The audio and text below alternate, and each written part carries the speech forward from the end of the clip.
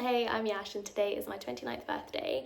So since it's my final 12 months of being a 20-something-year-old, I thought I would film this video about everything that motherhood has taught me in my 20s.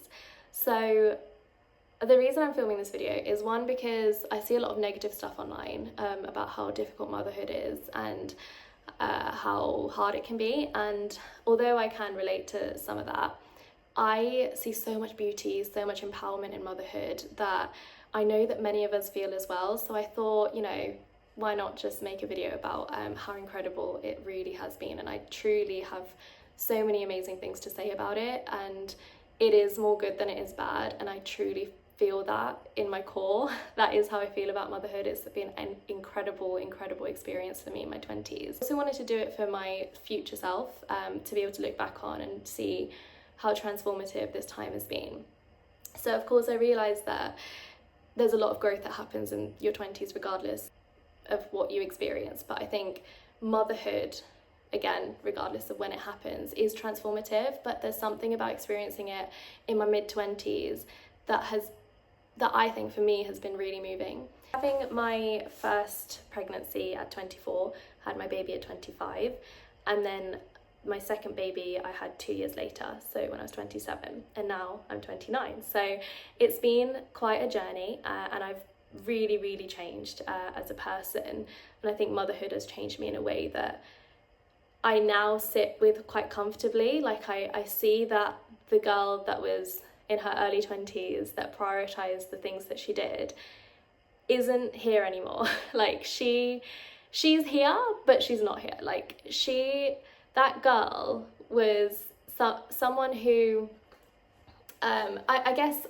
how I describe it is that your 20s, as many of us know, are your years of being completely selfish. That's what we hear a lot online, that it's your years of being selfish, just focusing on yourself, focusing on self-development, focusing on yourself. Like, you don't really think about, there's not much space for much else. This is your time to focus on yourself without responsibilities and stuff like that, which I totally get.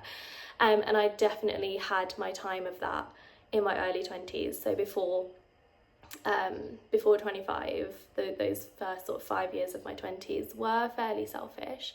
But the way selflessness, and I don't just mean for my children, but for my family, for my career and so much else, it has felt, this latter half of the decade has felt particularly empowering, and so I wanted to talk about some of that.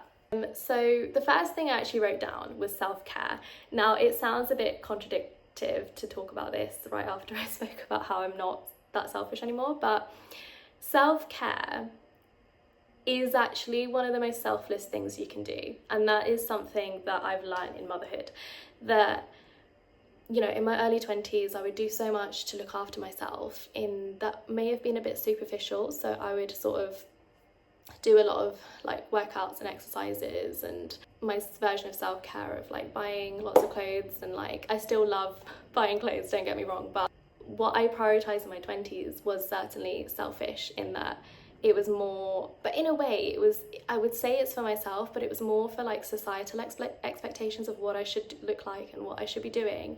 Whereas now I look after myself because I love my body. I love what my body has been able to do. I love motherhood bodies, because you've brought life into this world, and you're not meant to look how you did before kids. And that has been so freeing, that I don't need to mold myself into this person, this body type that is seen as beautiful, when actually your body is beautiful regardless. So I think it might sound a bit cliche, but the way that you look after yourself when you know that you need to do it so you can look after others is so beautiful, because you do it for yourself, like you do it with true self-love. So that's been absolutely incredible. So now I go to Pilates, I've started running, I'm trying to become stronger. I'm definitely not as strong as I'd like to be right now. I'm only 18 months postpartum, but the way that, I've seen my body grow babies, feed babies, breastfeed, and do everything that it's done, I know to give myself grace. So yeah, self-care is like one of the most important things that I've learned, and certainly in motherhood, especially after having my second baby, I know that I didn't prioritize it much. I didn't feel like I had much time to be able to just sit and look after myself and do things for myself, go to Pilates, even washing your hair, brushing your hair sometimes feels like it's impossible. It's an impossible task. And I did have that, and I had that for a long time after having my second baby.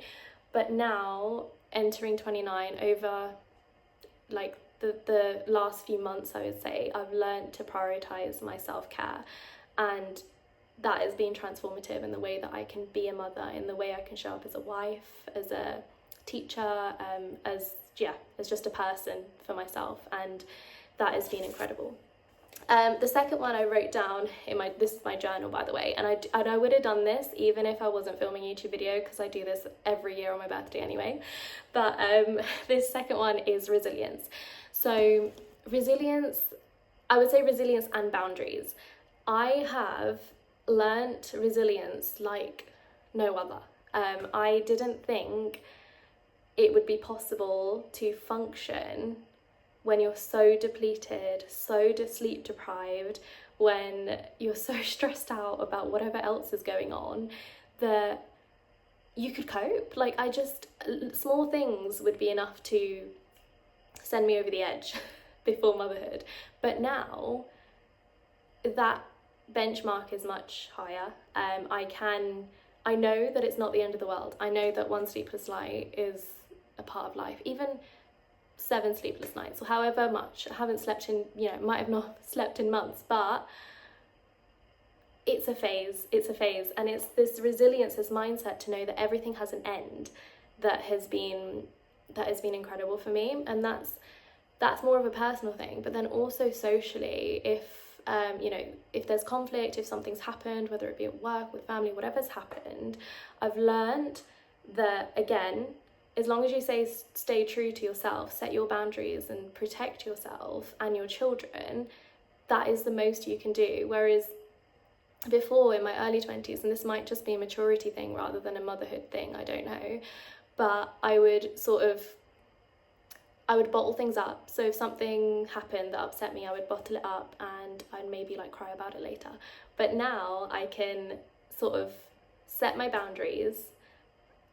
I say what I need to say when I need to say it in the nicest possible way, so that I can look after my children and set my boundaries for them, and then in turn also look after myself. So that has been a big lesson that I've learned in motherhood, and that I guess perhaps goes with the self-care as well.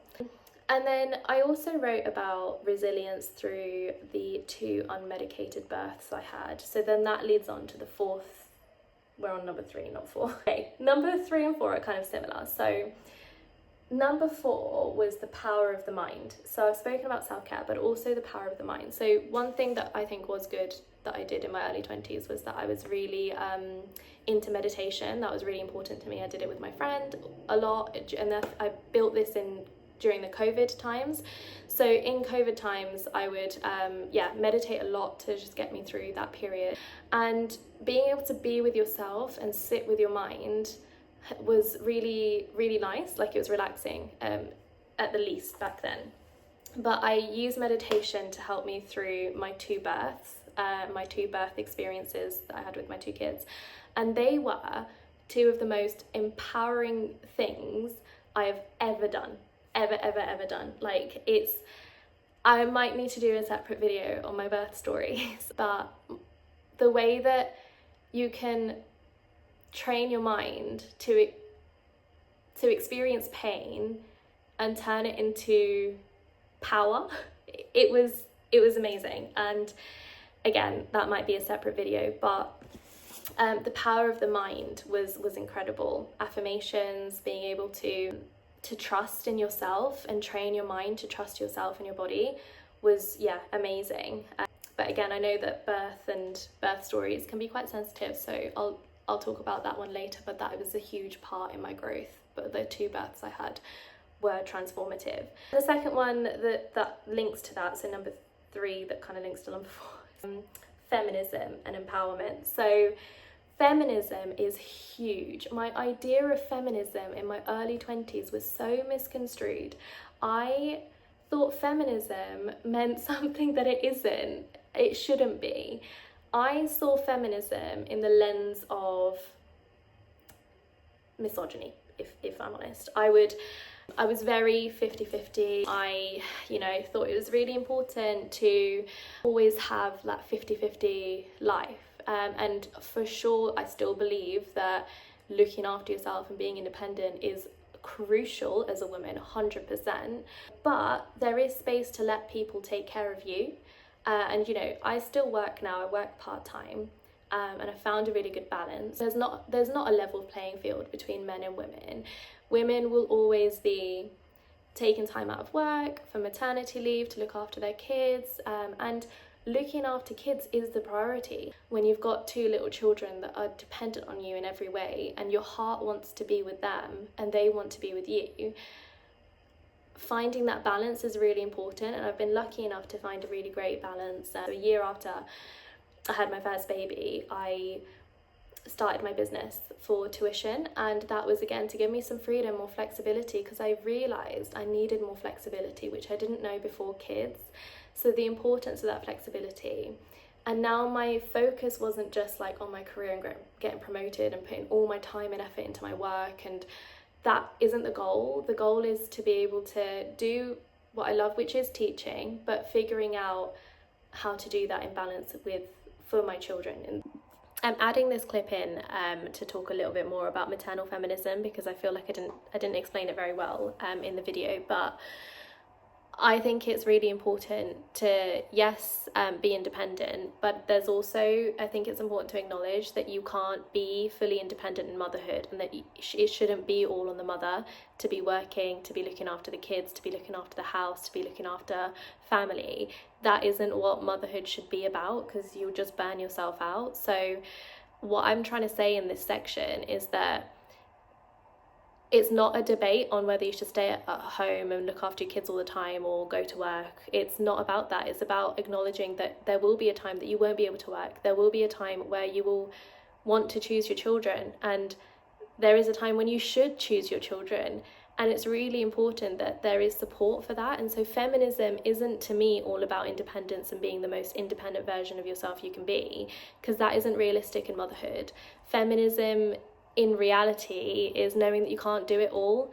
And maternal feminism is about understanding that not everything should be on your plate, and that it's okay to be looking at your husband for support. It's okay to be looking at family members for support. But for me anyway, it was impossible to have it all in motherhood. I'd either have to neglect my children or neglect my job, and I was never willing to be neglecting my children.